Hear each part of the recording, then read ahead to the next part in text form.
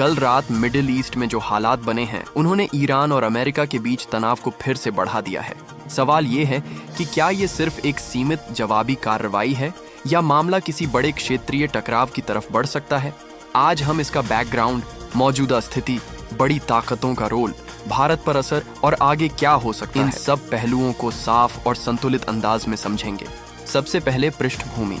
1969 की इस्लामी क्रांति के बाद से ईरान और अमेरिका के रिश्तों में भरोसे की कमी रही है। ईरान के न्यूक्लियर प्रोग्राम को लेकर कई बार आरोप लगे, आर्थिक पाबंदियां लगाई गईं, फिर एक समझौता हुआ और बाद में अमेरिका उस समझौते से अलग हो गया। उसके बाद से तनाव कम ज्यादा होता रहा। ईरान ने मिडिल ईस्ट के कुछ देशों में अपना प्रभाव बढ़ाया, जबकि अमेरिका और उसके सहयोगी इसे क्षेत्रीय सुरक्षा के लिए चुनौती मानते रहे। अब मौजूदा हालात पर आते हैं। हाल के दिनों में मिसाइल और ड्रोन गतिविधियों की खबरें सामने आई हैं। कुछ सैन्य ठिकानों पर अलर्ट बढ़ाया गया है और समुद्री इलाकों में भी हलचल तेज हुई है। अभी तक किसी भी पक्ष ने खुलकर जंग का ऐलान नहीं किया है, लेकिन बयान सख्त हैं। असली खतरा तब पैदा होता है जब कोई सीमित कार्रवाई गलत आकलन की वजह से बड़े टकराव में बदल जाए। इतिहास बताता है कि कई बार युद्ध इरादे से नहीं बल्कि गलत फहमी से बढ़ते हैं।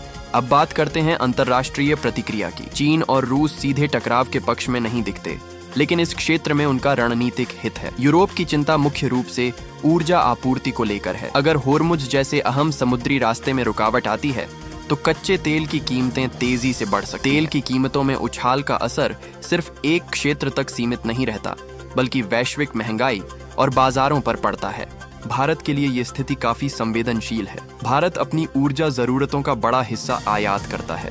अगर तेल महंगा होता है तो पेट्रोल डीजल की कीमतें बढ़ सकती हैं, महंगाई पर दबाव आएगा और आर्थिक संतुलन प्रभावित हो सकता है। इसके अलावा मिडिल ईस्ट में बड़ी संख्या में भारतीय नागरिक काम करते हैं। अगर तनाव बढ़ता है तो उनकी सुरक्षा और संभावित निकासी भी एक अहम मुद्दा बन सकता है। यही वजह है कि भारत आम तौर पर संतुलित और सावधानीपूर्ण रुख अपनाता है। अब सबसे बड़ा सवाल, क्या यह स्थिति विश्व स्तर की जंग में बदल सकती है? विशेषज्ञ मानते हैं कि आज के समय में पूर्ण विश्व युद्ध की संभावना कम होती है, क्योंकि बड़े देशों के बीच परमाणु संतुलन और आर्थिक परस्पर निर्भरता मौजूद है। फिर भी सीमित क्षेत्रीय संघर्ष की संभावना को पूरी तरह नकारा नहीं जा सकता। फिलहाल हालात तनावपूर्ण हैं, लेकिन नियंत्रण से बाहर नहीं दिखते। आने वाले कुछ दिन बेहद महत्वपूर्ण हो सकते हैं। क्या कूटनीति आगे बढ़ेगी या तनाव और गहराएगा, यह समय तय करेगा। मैं आपको आगे भी संतुलित और स्पष्ट विश्लेषण देता रहूंगा। आप क्या सोचते हैं? क्या यह मामला यहीं थमेगा या आगे बढ़ेगा? अपनी राय जरूर साझा